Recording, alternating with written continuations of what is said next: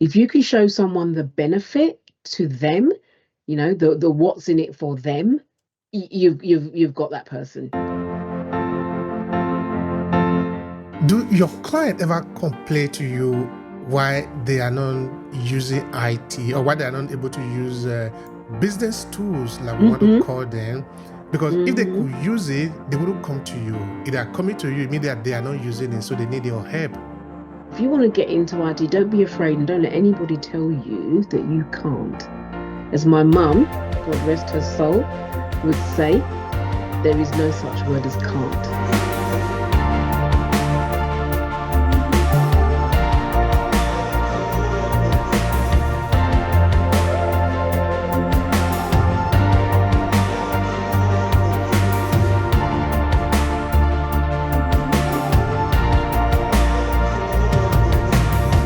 Thank you so much for joining us. Thank you for taking the time to talk to me.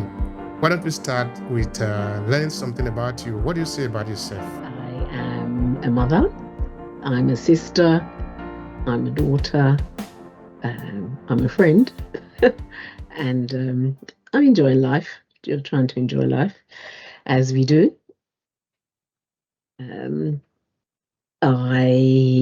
What else is there about me? I'm passionate about what I do in my business and in my life. I'm enjoy helping people. I enjoy making people laugh. Yeah, I enjoy meeting people, talking to people. Do you do As I'm comedy? talking to you. Do you do a bit of comedy? Only to my close friends and family. That's lovely. We would like you to tell a bit of comedy story. But anyway, I'm joking about that. That's fine. Okay, now let's take it this way, Sharon. Give us the privilege to be able to know or to see what you were seeing as a young adolescent growing up. That is where we start from, because this is about storytelling. Okay. I think probably my earliest memories of growing up is when I started school at 5, a little under 5. And I remember my mum dressing me in a very pretty little, how can I say, outfit. The skirt was very frilly. I had a lovely little cardigan on, and I had a hat, actually, if I remember. And I looked very cute. Well, I thought I did anyway. And off I went to school, and I was quite excited. I wasn't one of those children who cried because she was leaving her mother. Don't get me wrong, I love my mom dearly, but I didn't cry because she was leaving me at the gates of this institution, and that I knew I'd go back to her. So at the end of the day, but I was excited to go into this new world as a 5-year-old to see what was going on there. Always been curious. That's me. That's lovely. You remind me. Of course, it happened to all of us, as we are much younger and are going to school for the first time, I was in Nigeria then, of course, going to primary school. In fact, I did make reference to it in one of my books, talking of the children, what we usually do, the fun that we have, and also the curiosity and all of that. You see children who come to the class, and their mother will beat them to drag them to the school, because they don't want to go. They want to stay at home and start playing. And if you have grown up in Africa, did you grow up in Africa?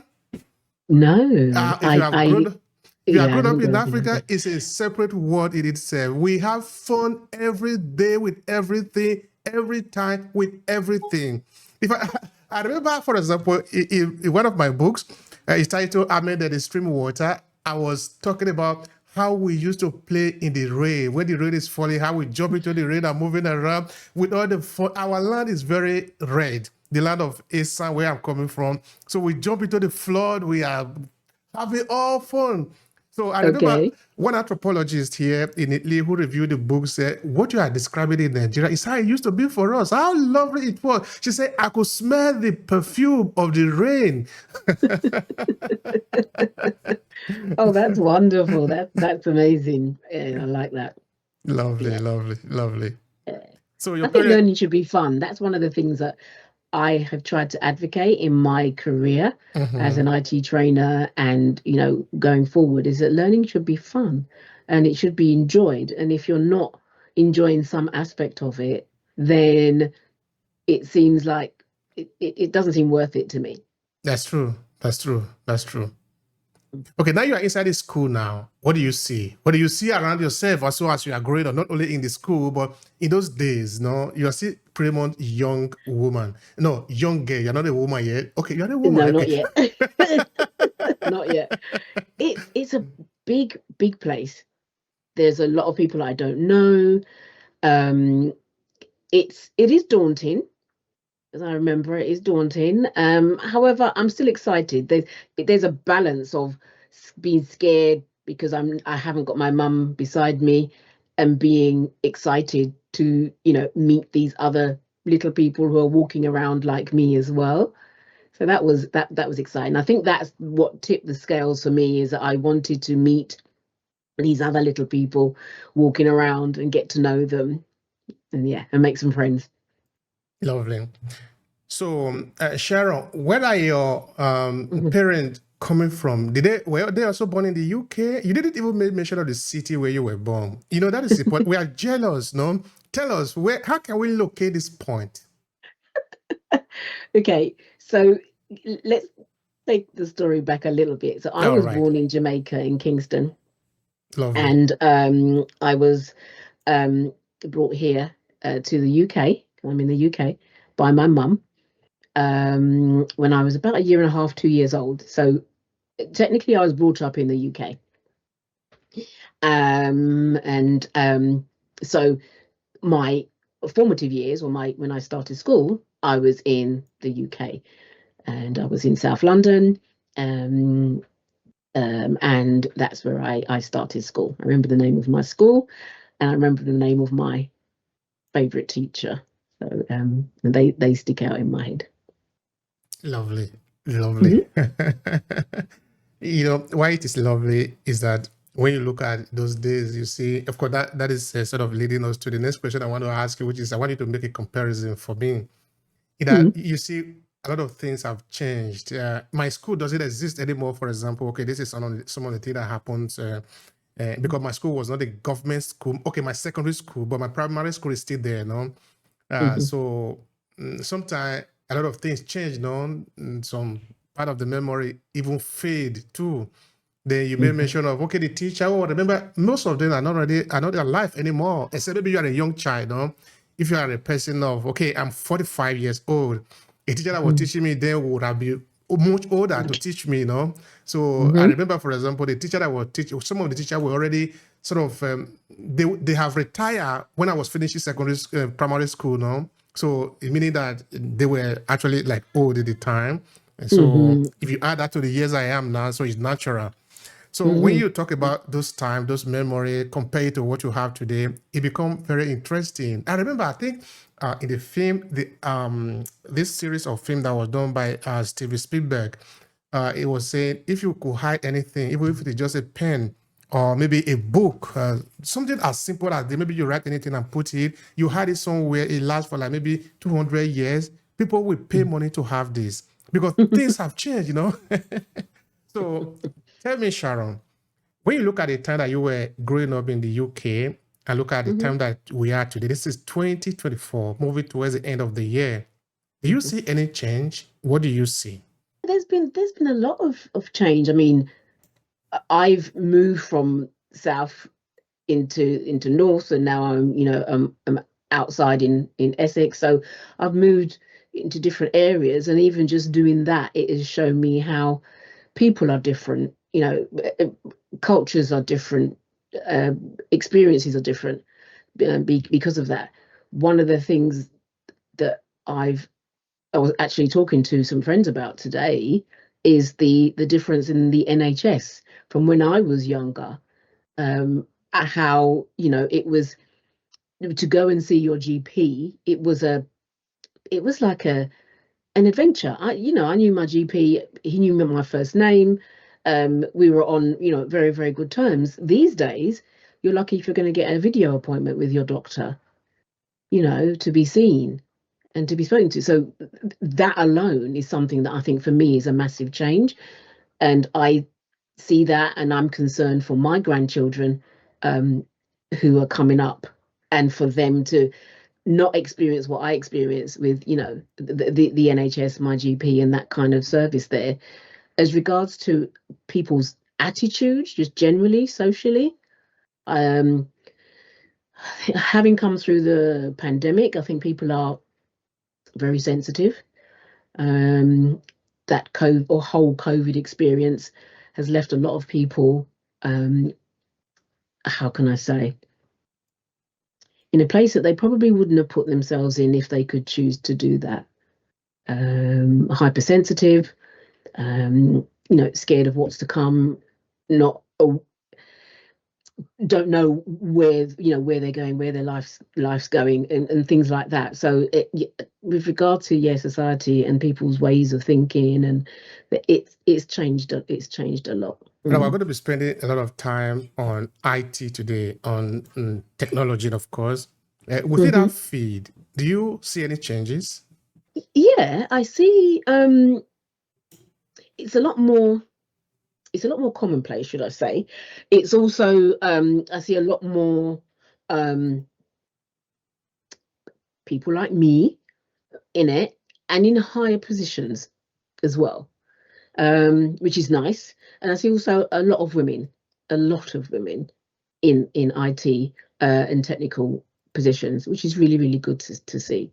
Because IT is, for me, it isn't a gender career. If you have the knowledge, it doesn't matter what your gender is, you can still deliver the goods. Thank you so much for that. The word of IT itself is a large one. And we're going to be looking at how it relates to business and the world that we are living in today. So this is where we're going to be spending much of the time in this conversation.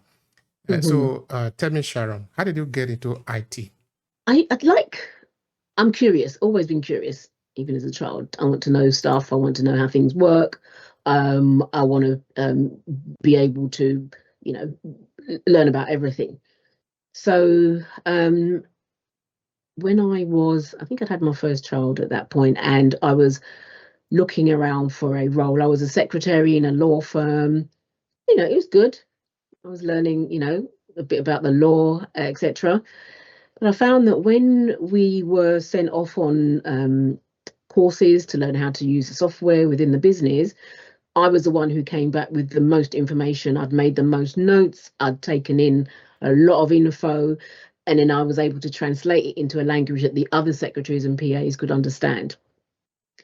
I didn't realize at that point how unique that part of me was going to be until later on in my career. So I found a role. I fell into a role as an IT lecturer for a local authority where I lived, and a job came up and I took it and I ran with it, and I was there for 13 years. And that's where I learned a lot of my trade, where I trained to be, as I said, an IT lecturer. I got my teaching certificates. I've got my PGCE, a certificate of education, and I went on to learn as much as I could about IT, and then got myself a role within a very big law firm and stayed there for probably about 14, 15 years. I was able to travel with my trained lawyers, PAs, EAs, secretaries, everyone within the legal sector. Learned all I could about that, and yeah, the rest is It's history. Kind of history, as they say. That's true. The rest is history. Of course, you have lived your experience, so now you can share with the world. I think that is actually one of the most beautiful part of it, no? Is that you see, you've conquered, now you can also share, no? And it's good you are an IT consultant today, and you are adding a lot of your experience into that, because you have been there. You are not just like, I read it in the book, so come on, learn. No. There's a lot of books. I mean, yes, I read lots of books. Yes, I went on lots of courses. But I think for me, I delved a little deeper to see what else I could learn. And it wasn't particularly to make me unique. It was just my curiosity went further than I think a lot of people would have done. So I would find out things that weren't commonplace, shall we say.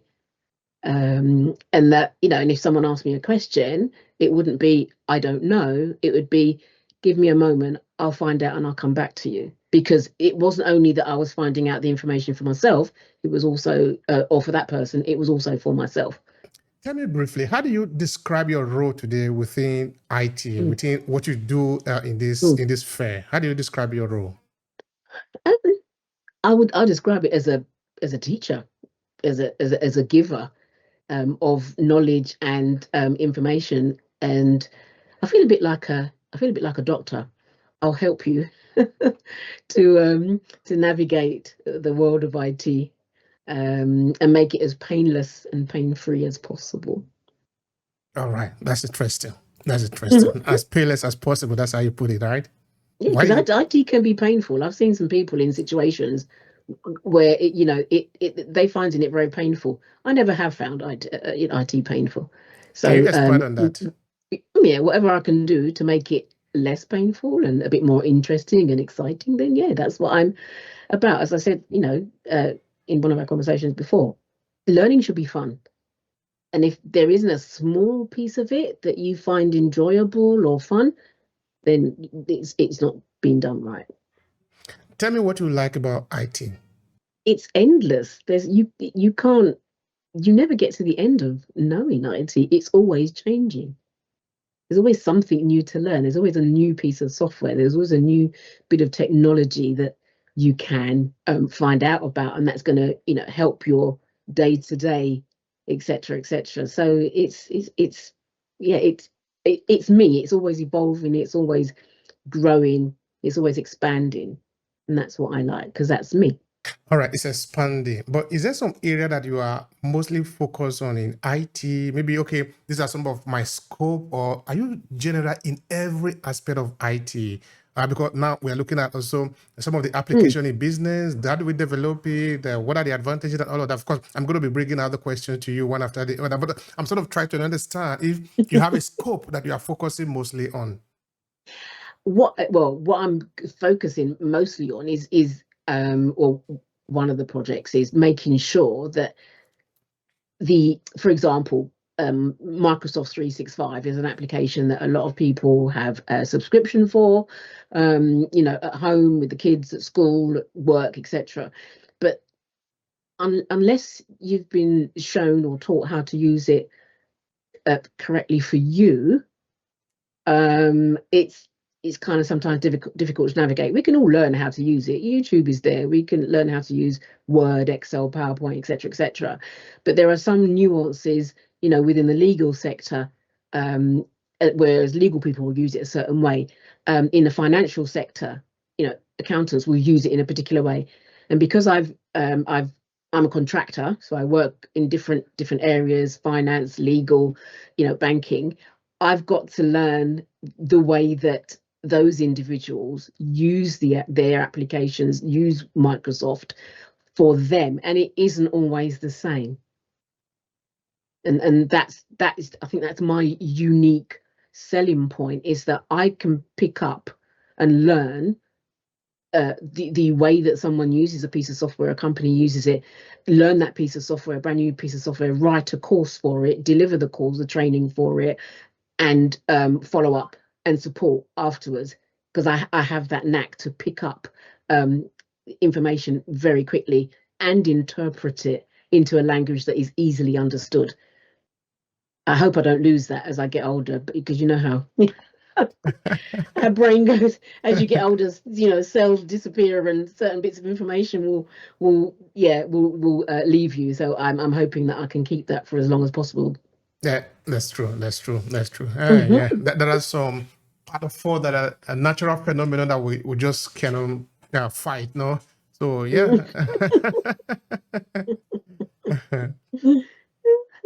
Absolutely. So now you're looking at the business owner. Okay. Our demography here are the African diaspora, but also people in Africa. We are not ashamed to say that. We are not for everybody. So for this type of demography, or for this type of people, What would you say is the role of IT, information technology, in their business, their operation? I think getting to know it, know what you want to do with it, and what do you want to use it for. You don't want to just learn the application because it's out there. But what is it you need to do? What is it you're trying to achieve?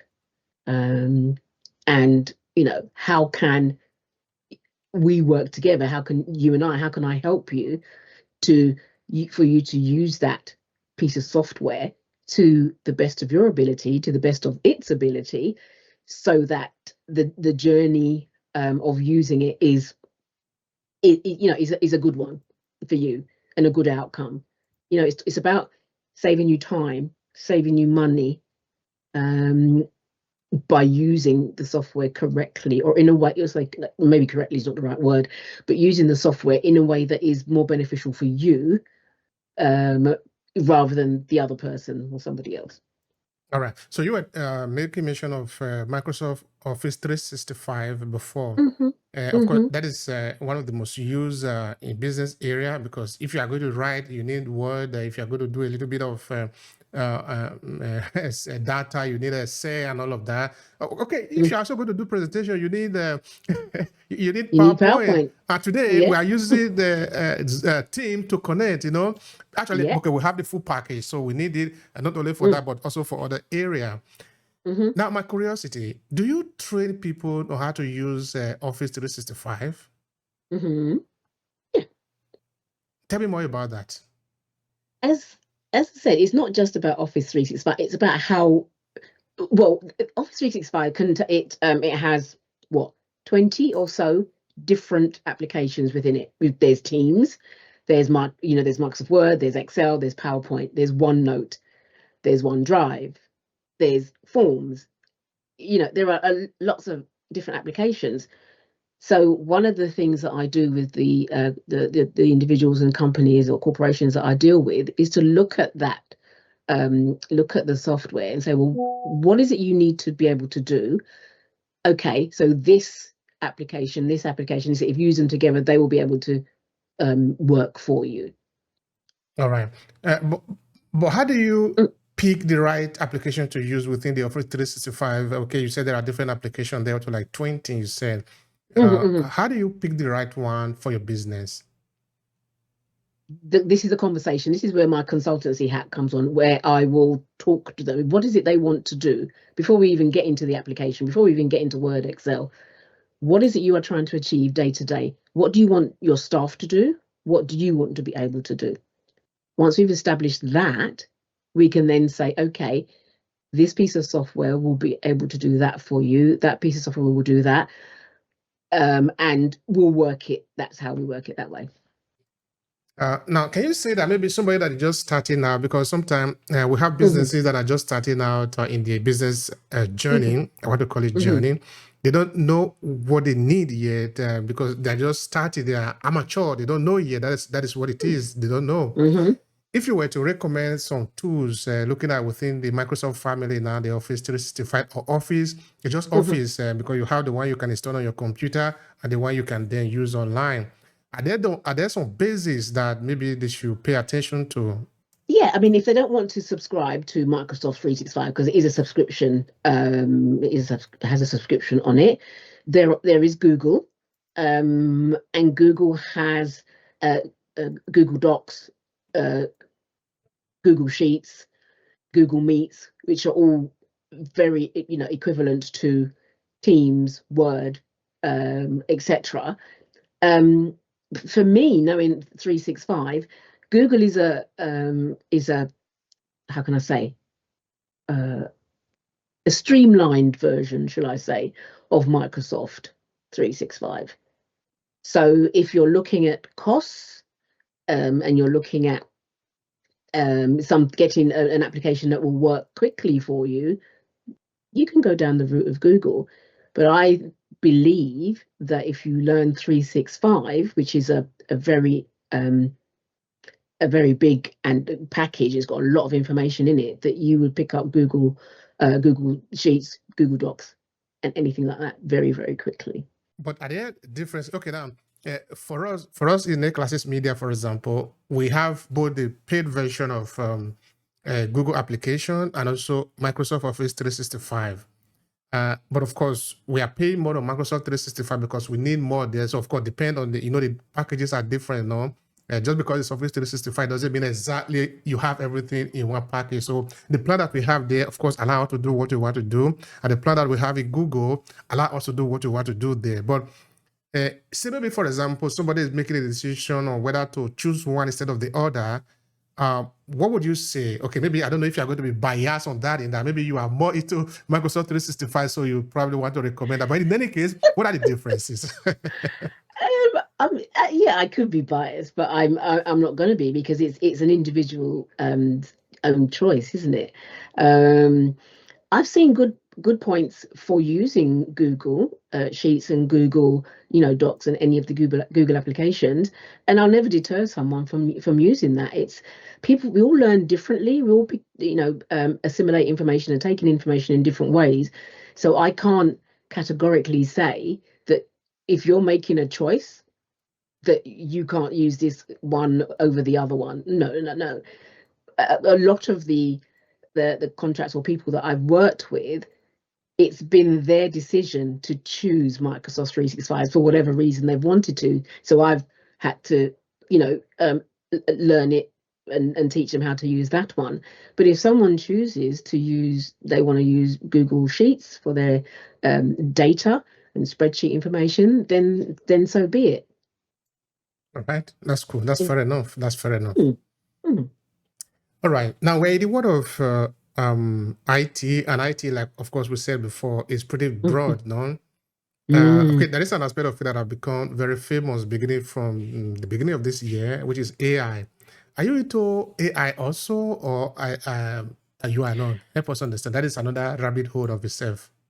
Oh, it is. It's a very, very deep rabbit hole, and it's getting deeper. Yes, I I know about AI. I've been, curious about it for a long while. I do use it. I do use it in my business and for some of the things that I want to do, but not all the time. Because at the end of the day, what we have to remember, and what I try and tell people, is AI is only giving you, when you ask AI a question, it's picking up the information from somewhere. Okay, it's off the internet, it's from your within your systems, what you're using yourself. So it will need a human being at the end of the day to check that information once it's spat it out. So you mean that you are not afraid of AI? Of course, you cannot be, because you're an IT expert. Because I wanted to spend a bit of time there. Because just like you made mention of Microsoft Office 365, there are a lot of people who do not even touch AI yet because they don't even know where to start from.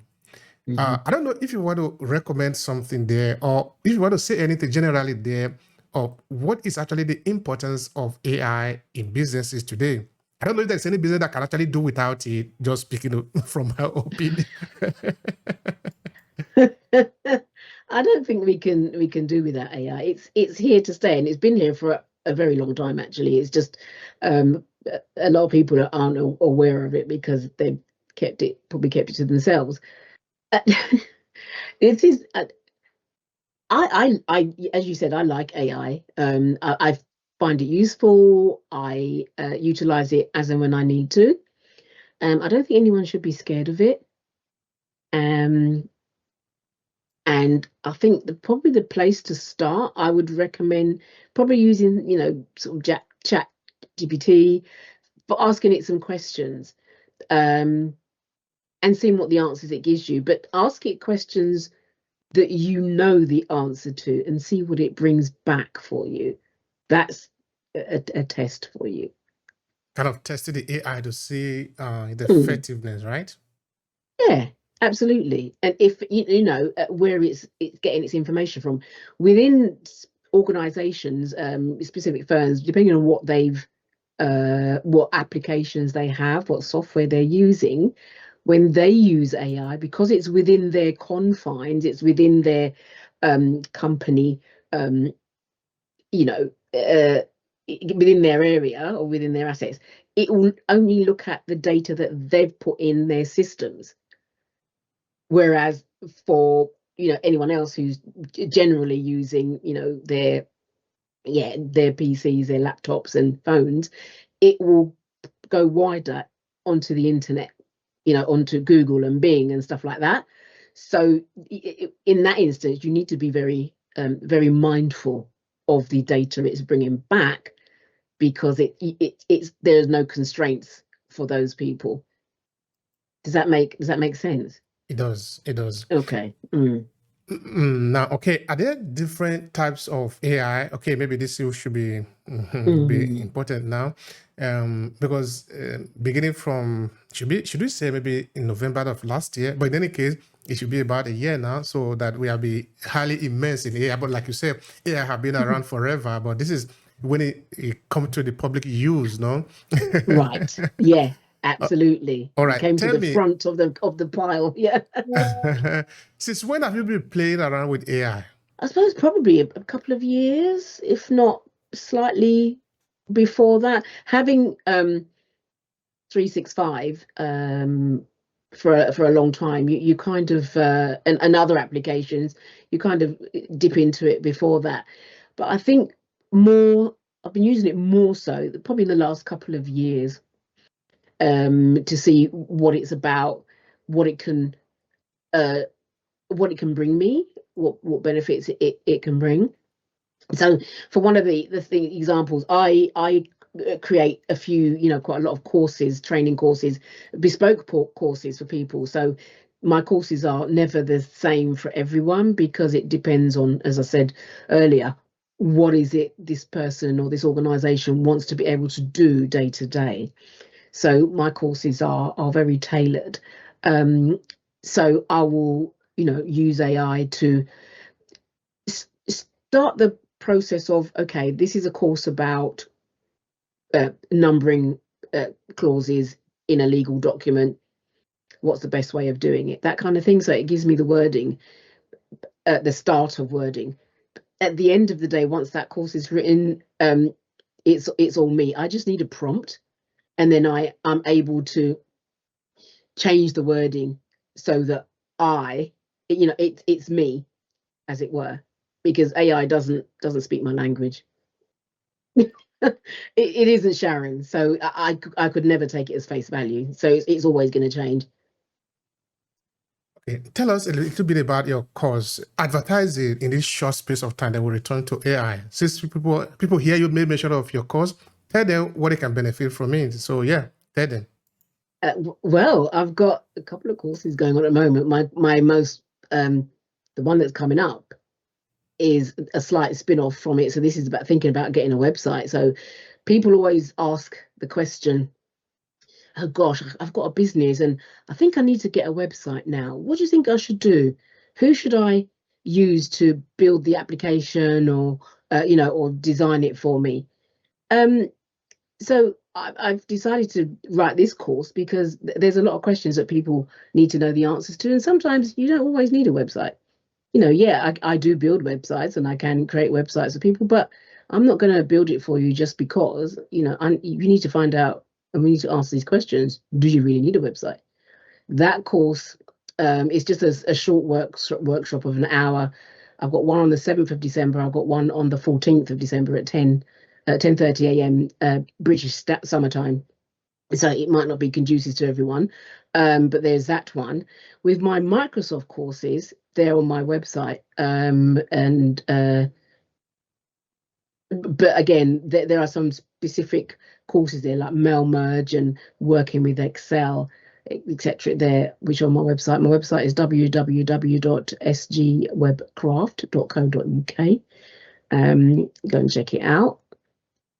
But we need a consultation. I generally speak to people about what it is they need, and then we will put a course together, because as I said, my courses are tailored. They're not off the shelf. I'm going to teach you Word. You need to tell me what you need to be able to do, and I will create a course specifically for you. And how do you go about that identification of what people really need? How do you go about that? We have a conversation. I ask them what they, what they do day to day, what they have for breakfast. Do they like coffee? Do they like tea? All of that information is relevant, believe it or not, and it breaks the ice and it makes people relax and and trust my knowledge and my expertise and what I'm going to be able to do for them. Thank you so much for that. So actually this morning, because what you're saying resonated with us a lot. This morning, I actually had a conversation with a partner with whom we are discussing or creating a signature program. So we were talking of our curriculum. We're designing the curriculum, defining it, and also looking at the marketing strategy, what we are going to put in place, and all of that. So I was telling her this is what we already have designed as an approach that we are working with. That when we create our signature program or even other program that we have in A-Classes Media, we know that we are not creating for everybody. Even when it is ready, we hardly just send it to the landing page. Instead, we create a kind of assessment score where we tell you, okay, if you are interested in this, take this score, maybe like about 21 question or 20 question or 50 question. You respond to them. Based on what you respond to, based on your response, they would take a look at it and say, okay, this might work for you, because there is no guarantee that what we have created is going to work for everybody. If we see that it worked for you, then we move to the next level. It's only then that we can consider, okay, we send you the landing page where you can pay for the course now. Of course, it doesn't mean that you cannot go on your own and just directly go there and pay and become a member. That is fine. But even on the landing pages, it is said that we recommend that you take the self-assessment score first so that we know that this is the right fit for you, because we're not interested in job. We need the money. Of course, we need the money. In my signature program, for example, Own Your Story, our signature program, it costs around $2,500. I need the money, but I need you to succeed more than I need the money, because if you don't succeed, you will become a bad market for me. Whereas when you succeed, you will promote me more. And that is what I'm interested in. I'm not looking for the kind of a quick win. I'm going to be here for a long time. So I need to play the long game. So I really like what you're saying there. Absolutely. This is a thing that I think a lot of entrepreneurs and business people don't get, that it never is a quick win. You need to be in the game a long time, or at least a little while, to be able to gain from it. It's not just a quick win just like that. Thank you so much for that. I appreciate that. Okay, now you were saying something, we return to AI now, that there are people who are afraid of AI. For this reason, maybe they are not taking action. Within the African diaspora community, sometimes there are some very self-destructing idea that people have. So people say, it's a devil, it's a demon, and all of that. Okay, now, have you heard from people of why they are not using AI? They have decided not to use it in their business. I don't know. Maybe I'm the only person that is hearing it. People said they're apprehensive of it, but I don't know I've not come across anyone who isn't using it, even as by a small amount. It's hard not to be aware of it, because it is really out there. And there are pop-ups all over the place. You Google something, there's going to be an AI version of it popping up as well. And so, or maybe is the fact that people don't know that they're already using it, because there are people really who are adamant to the idea. And sometimes to these people, I usually say, I give them an example. In my podcast, for example, that I'm recording now, I give you a kind of a simple process in it. In this recording, I have 2 lines of audio, your audio and my audio. They are separate lines.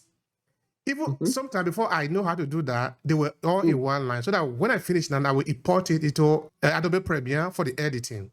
Now, I'm able to know if there is a defect either in my audio or in your audio. Maybe, for example, because I'm recording here, I have a home studio, my son might come in playing around, I will just say something and it will be picked up. And because I've already passed through the stress before that, I understand, of course, how to do this.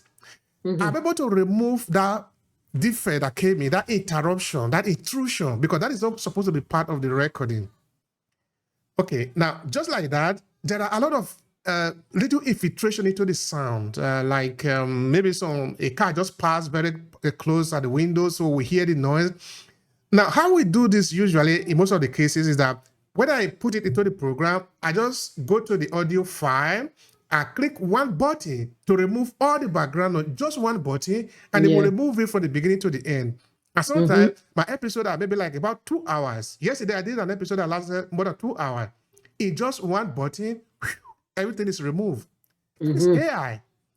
Because the alternative of doing that is that I need to go and clip frame by frame to be that I will die. Yeah, I've been there. I've been there. So I am saying that we have all been using AI, like you said, though, for a very long time. Only that probably we're not calling the name. Absolutely, because it is there. It's in the background. So we need to be aware of that. Thank you for that. You're welcome. All right. Now we're talking of IT. Okay, let's call it business tools or IT for business, though. Okay. Apart from Microsoft Office 365, are there other tools that maybe you might recommend for businesses that they should know how to apply or that you teach them? Because as a consultant, I believe that you have other tools that you consult for people. So can you share anything in line with that? Some I can, because some of the organizations I work with, it's the projects that are on the software, they're not ready to share it as yet. So I mean, like, for example, one legal firm that I'd worked for, they needed an application that would onboard their new clients, and it was a brand new piece of software, and it was very innovative, so I had to learn that. So I wouldn't be able to say for everyone that you must use this, you must use that. It really depends on the organization. And again, that's my my USP, is that I learn software specific to the organization I'm working with, and then write the courses for that. But I would say, not to make it complicated, that there are lots and lots of different software. I remember years ago, there was so many different software that I had access to that would create a presentation for me. There was Coral Draw, there was PowerPoint, there was other. Now there's Canva, there's this, there's that, Google presentations. There are so many. But what an individual has to look at is that, and to decide upon is this the piece of software that's going to, what do I need to do? And is this a piece of software that's going to do it? And once they've maybe appraised looked at 2 or 3 different applications, say, okay, this is the one I'm going to use because it will do everything that I want it to do, or it's simple enough for me to use because I don't want it to be complicated. Once they've made that decision, they're off and running. All right. Now, tell me more about the use cases for IT or AI in business. Now, let's imagine, for example, a business that maybe want to think of how to have a better customer experience for what they are offering. Okay, look at us, for example, A-Classes Media. We have different packages. We have A-Classes Academy, which is where we have our courses for students. Say maybe, for example, we want to use AI, which is actually what we are thinking of now. How do we determine the use case of AI or the type of AI or IT that we could use? That could also mean, for example, also within A-Classes Media, we have books that we want to make available for people to read. The other day I was discussing with my IT expert. I was saying, this is what I want to do. We have not done it yet, but I want us to design within the platform, because we have over 1,000 books that we have collected over the years. They are public domain books. Some of them we have written ourselves that we want to make available to people to read. But how we want them to access this book now, because of course, studying our demographic, which is the African diaspora and also African, we understand that people don't read a lot. Okay. Now, but we want to make it easy for them to read. Therefore, we want to make sure that we inculcate AI into this library so that when they want to read, they can have audio version of the same book. You just click on it, then you can hear it read for you. And the guy said, of course, we can do that. I said, wow, I'm going to buy you a coffee. So looking at it like this, I'm trying to understand, how do we determine the use cases of IT or AI in businesses? Can you help us with that? Wow, that's a good question. I would say it depends on the audience you're trying to reach. But giving people the benefit of, the option of having, if they want the physical book, if they want the audio version, giving them the option, that is always a good thing. Because people learn in different ways. Let me come back to that. Let me think about that one, because it's an individual thing for people. It's definitely an individual thing for people. Thank you for that. I appreciate that. That's okay. But for people that don't have the training, but they still want to use IT in business, what do you usually recommend that they should start from? Because like you're saying, I think we both agreed on that. You cannot do without technology or AI in business if you want to remain in business. Of course, you would need to continue to adapt to new one because they are coming all the time. The old ones are fading away almost immediately. So if you don't adapt, you hang around with old tools, and the old tools cannot take you into where you want to go. So you fade out. So share with us on that. I'd say take it slowly. I really would take it slowly, and have someone on your journey who understands what you're going through. So, for example, myself, if you have any questions, ask me those questions, and I'll try and allay any fears that you have about using the software. But it's always about a conversation. Ask, the questions that you want to ask, the information that you want to find out. Don't be afraid to ask that. And someone who's going to help you. It's got to be. It's got to be painless. And as I said at the beginning, it's got to be fun. IT can be boring. IT can be, well, not for me because I'm an IT. I love IT, but it can be quite mundane and just like, I've got to learn this because. But if you can find something that's going to give you a little piece of enjoyment and joy, it will make the rest easy. Okay. What about the challenges? Are there some challenges that you think or you see people having using AIT or using IT in their business? Yeah, they don't want to.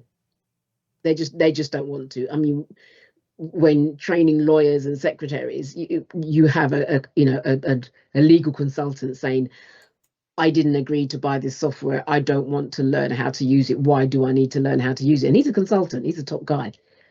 But, one of my roles is not just showing him how to use a piece of software that was purchased by his counterparts, but to explain to him how it would benefit him in his day-to-day work.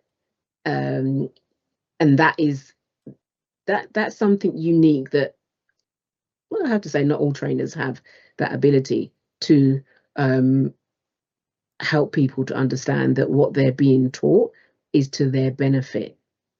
And that's a bit of marketing that gets brought into training as well. All right. Now I'm curious. Okay. You meet this individual client or prospect, and they tell you they don't want to use IT or some tools, call it business tools, to facilitate their operation. But why? Do we know why they don't want to do that?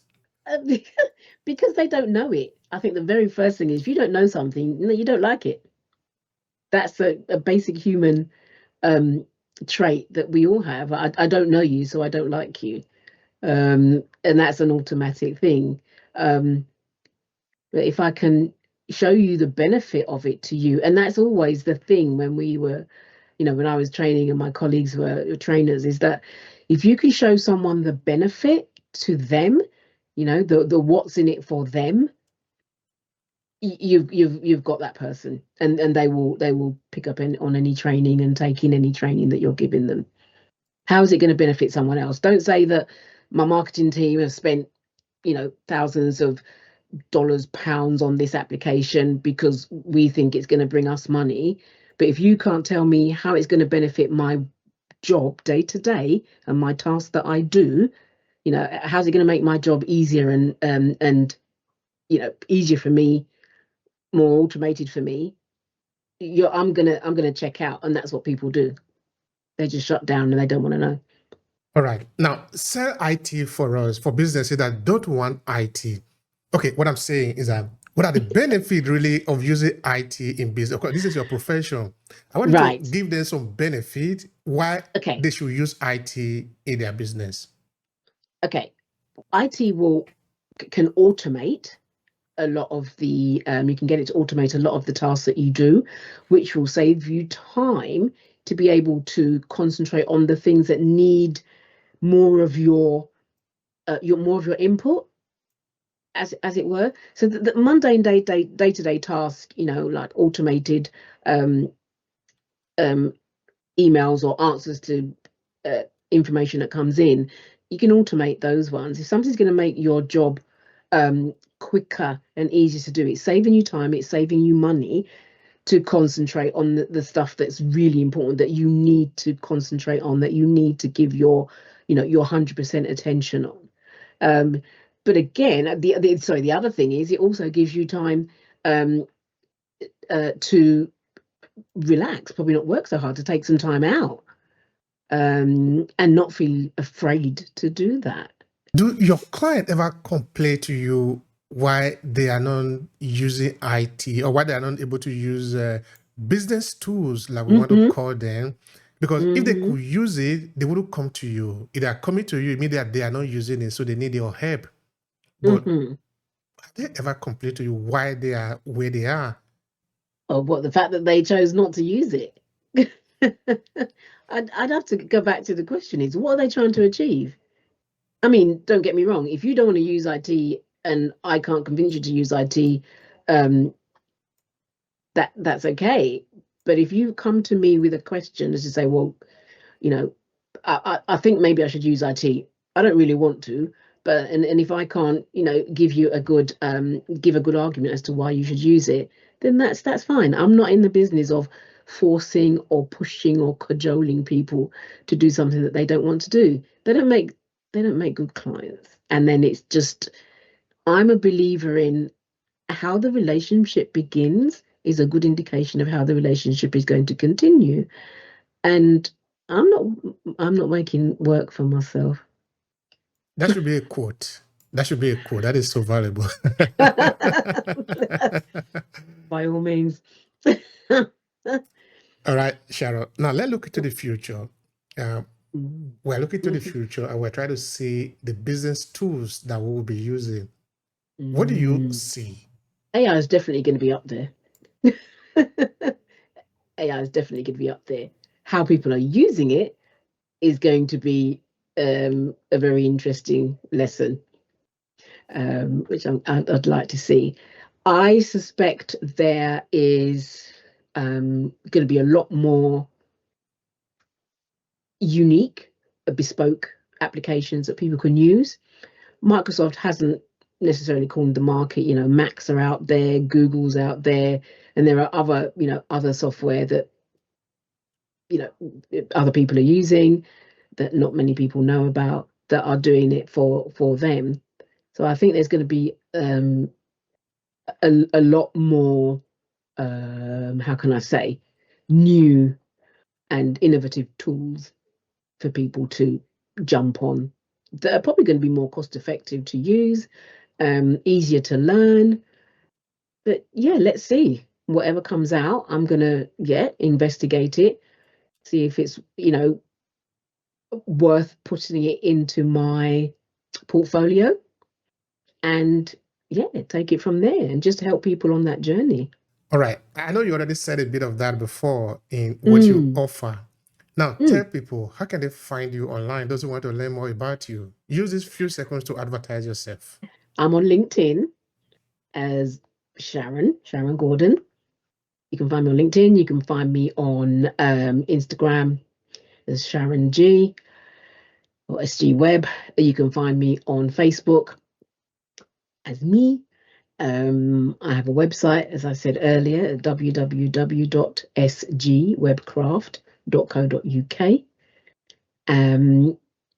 Yeah, just reach out if you want to have a conversation. If you just want my advice, reach out. Right. Reach out to Sharon. Better reach out. All right, Sharon. Thank you so much for the time. I really appreciate it. So what is You're going welcome. to be... Thank you too. Welcome. What is your final thought here to conclude the conversation? My final thought is, wow. What can I say? If you're of our diaspora, African, Jamaican, Caribbean, whatever, if you want to get into IT, don't be afraid and don't let anybody tell you that you can't. As my mum, God rest her soul, would say, there is no such word as can't. And I've lived by that. Thanks so much. That should be a quote. Another quote. Thank you so much, sister. I really have the value here. Thank you. You're welcome. Thank you too.